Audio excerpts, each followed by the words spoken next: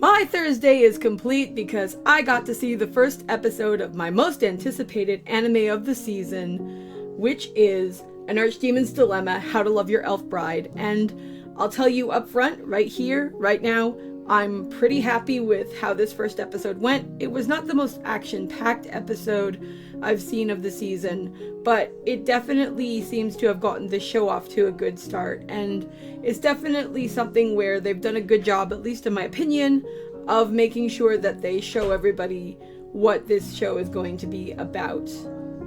Let's get into this.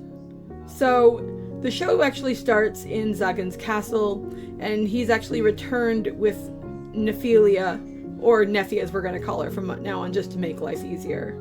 And they are actually having their first real conversation as he sits on his throne, and she is knelt in front of him, like a ways away from him, asking him how she is going to die. Which, I mean, our boy is like, I don't want to kill her, I'm in love, dude. But he can't say that to her because he's like, that would be lame. So instead he is like, you do not need to know the purpose I have for you. And it's like, oh no. And then we cut back to show how we got to this point. We get kind of a, I think it's called like an in media res, where we start the show in the middle of the action and then we go back to see where we got to here.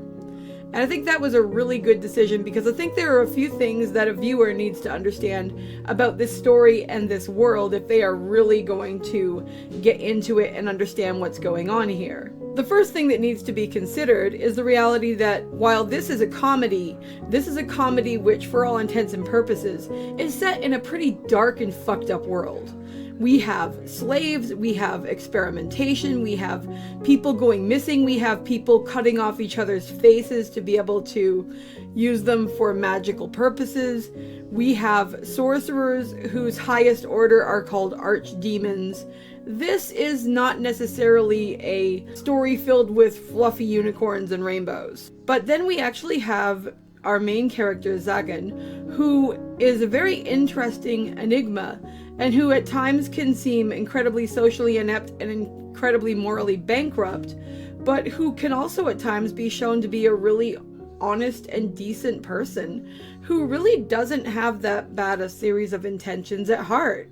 He doesn't want to torture people, he doesn't want to experiment on people, he just wants to live his life, he wants people to stay the hell off his property, and he wants to do his own thing. When he goes to the auction, his intent isn't to buy a slave. His intent is just to go and see what items of the ex-demon lord that died actually are up for grabs. And then it's just that he goes and he sees Nephi and he instantly has like hearts flying over his head, kind of just stupid insta-love feels. And he acts before he really can even think about it. And before he thinks about like, okay, I got the girl, now how the hell am I going to talk to her? The ability to go and see the auction and to see the ramifications of the kind of world these characters are in, I think was really important to get across because it also shows us the way that other characters in this world think and feel and behave. We get a glimpse at some of the other people who, now that there is a vacant seat in the Archdemons, could potentially be up as candidates to fill that spot, aside from Zagan and his buddy Barbados. And we can see that these characters are pretty damn sketchy.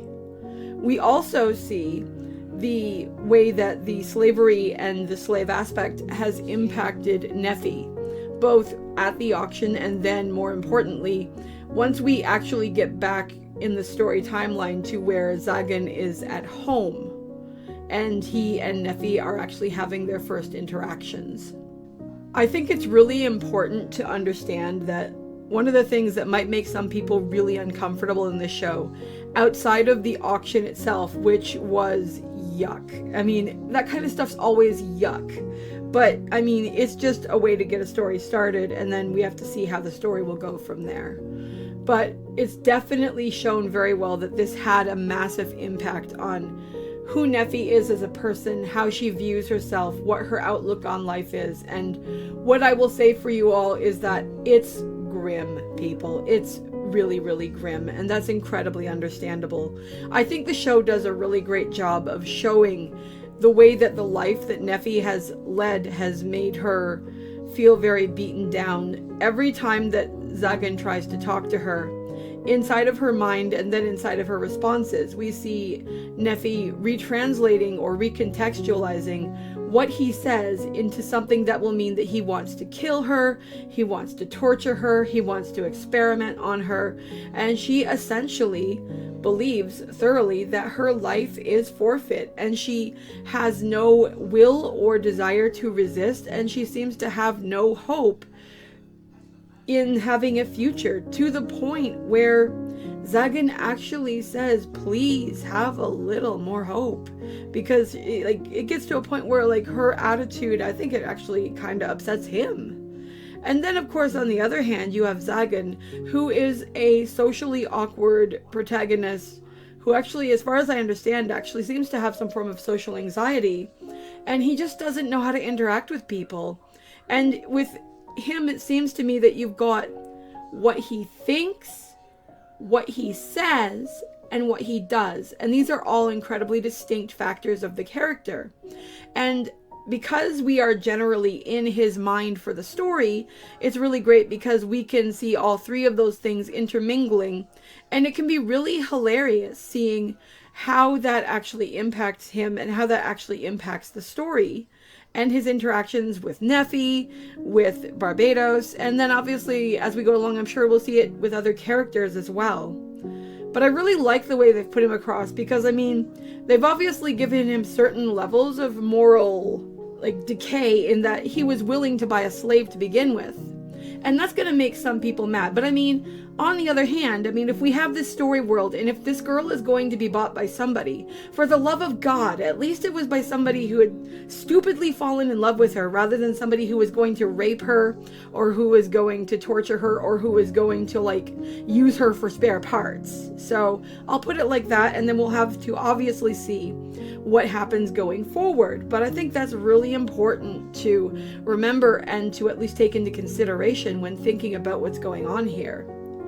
I would also like to sing the praises of Barbados, who is fucking hilarious. I really like him right off the bat. He seems like he's definitely way more morally sketchy than Zagan is. But I mean, I think that's going to be important and interesting. And I'm looking forward to seeing what they'll actually do with his character going forward, because he definitely seems like there is some room for interesting potential. I really like the way that they've introduced and established these three characters and how different each of the three are from each other. And I really hope we get to see more of that going forward.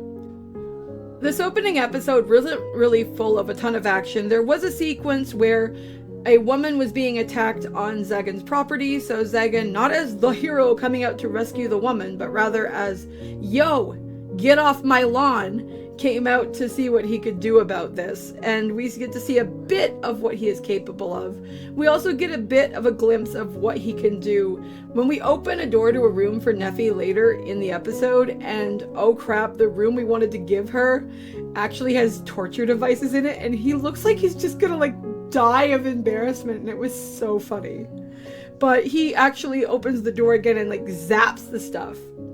And it gave me Beauty and the Beast vibes of perhaps the girl would like a more comfortable room, except that instead of it being a beautiful room like Beauty and the Beast, our dude totally screws this up. And this room at first had a guillotine in it, and then later it just totally gets demolished because he used magic on it.